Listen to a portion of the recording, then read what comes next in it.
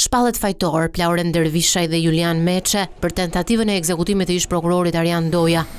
Gjykata e posaçme dënoi Dervishajn për jetë, ndërsa Meçen me 35 vjet heqje lirie, duke pranuar kështu kërkesën e prokurorisë së posaçme që në këtë çështje u përfaqësua nga Adnan Xholi.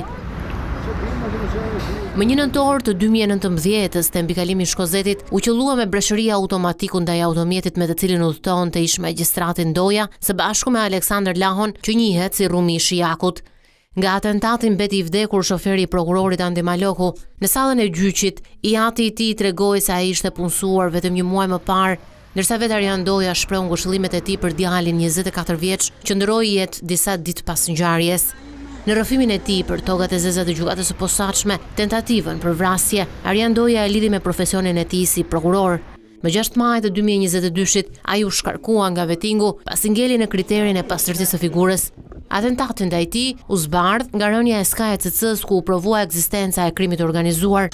Me vendim të formës së prerë janë dënuar më herët Redian Raja me burgim për jetë, Ariol Halilaj me 35 vite, Ramazan Raja 6 vjet, 5 vjet e 4 muaj është dënuar Genti Ndërjaku, 4 vjet e 8 muaj Bashkim Haxhia, si dhe 4 vjet e 4 muaj Julian Pietri, të gjithë për vrasje në kuadër të grupit të strukturuar kriminal.